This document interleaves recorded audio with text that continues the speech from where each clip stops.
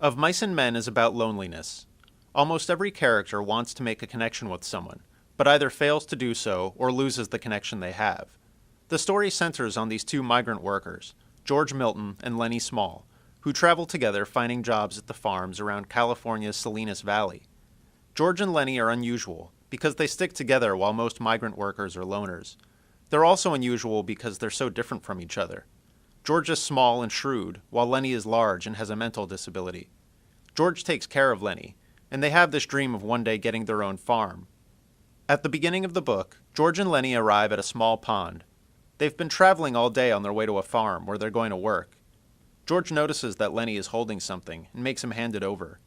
It's a dead mouse that Lenny was petting in his pocket while they walked. George throws it into the brush. Lenny remembers a woman who used to give him mice but stopped because he kept killing them on accident. The woman was his Aunt Clara. George complains that his life would be so easy if he didn't have to take care of Lenny. He wouldn't have to worry about Lenny getting into trouble like he did at the last farm. Lenny saw a girl in a red dress, and he liked the look of her dress so much that he wanted to touch it. When Lenny touched the dress, the girl screamed. Lenny panicked and grabbed hold of the dress. The girl claimed she was raped, and a mob formed to lynch Lenny. Lenny wants George to tell him again how they're different from other guys, and George gives his speech. He says most guys who work on ranches are lonely. They have no family, nothing to look forward to, and don't belong anywhere. But he and Lenny are different, and one day they're going to get their own place. They'll have a little house, and they can raise cows and chickens and have a vegetable patch. They'll have a rabbit hutch, too, and Lenny can look after the rabbits. When he's done, he tells Lenny that if Lenny gets into any trouble at the new ranch, he should come back to the pond and hide in the brush. The next morning, George and Lenny arrive at the farm they're supposed to work at, and they meet the boss. They're going to work bucking barley, meaning they pass these large bags filled with barley up a line and stack them in a truck.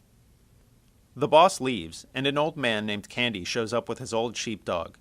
While he's talking to George and Lenny, Curly comes in looking for the boss, who's his father. He notices George and Lenny, and he asks them a bunch of questions and generally acts like a jerk. After Curly leaves, Candy explains that Curly is a pretty good boxer, and he hates big guys like Lenny because he's not big himself. George warns that he better not start with Lenny, because Lenny is strong and doesn't fight with any rules. Candy says Curly's wife flirts with all the farmhands, especially Slim.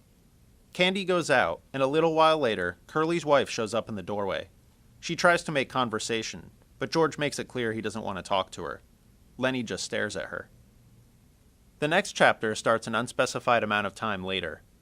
After working all day, George comes into the bunkhouse with Slim, a jerkline skinner, or the lead driver of a mule team, and one of the most respected guys on the ranch.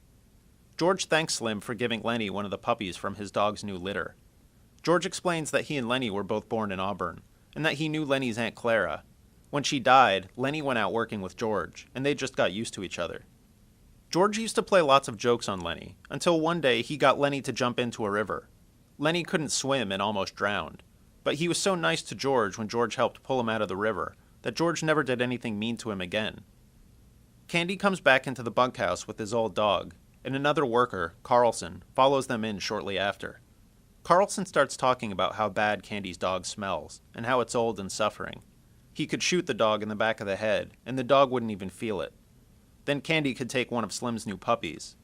Candy protests, but the general opinion in the bunkhouse seems to be that they should put the dog down. Candy gives in, and Carlson leads the dog out. A young laborer named Whit comes in, and there's some strained silence and awkward conversation while everyone tries not to talk about Candy's dog. Candy just lies in bed rigidly, staring at the ceiling, and finally they hear the shot fired outside.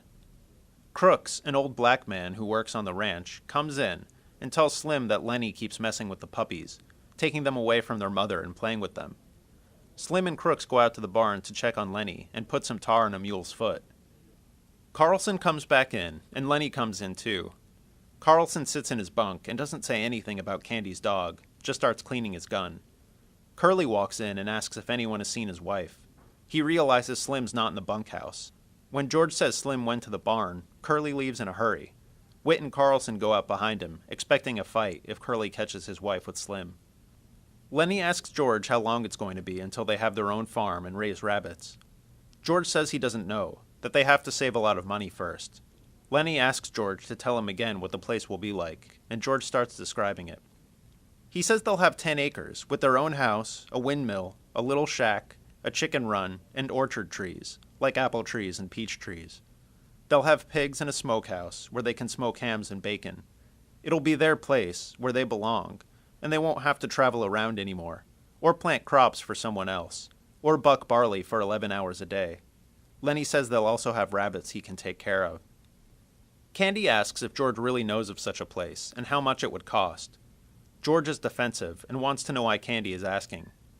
Candy explains that he's not of much use to anyone, since he has only one hand.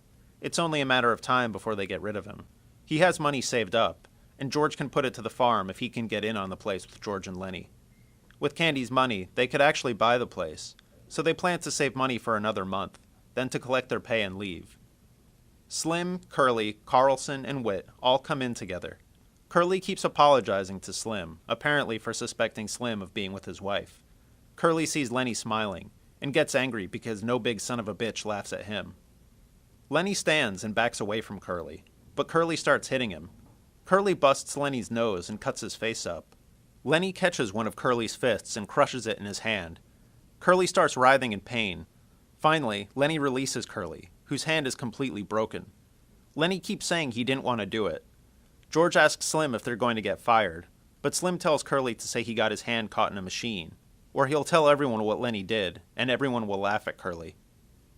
The next night, while most of the guys head into town to go to a brothel, Lenny wanders over to the room of the stable buck, Crooks. None of the other ranch workers ever go into Crooks's room because he's black. Candy comes looking for Lenny, and the three of them end up sitting and talking together. Curly's wife comes to the doorway looking for Curly. Candy tells her to leave because they don't want trouble. Curly's wife gets angry and says she likes to talk to people too.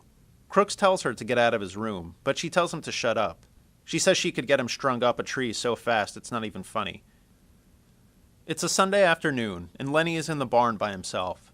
He looks at the puppy he accidentally killed and talks to it, asking it why it had to die. Curly's wife finds Lenny there hiding something. When she notices the puppy, Lenny explains he was playing with it, but when it went to bite him, he smacked it, and the puppy died.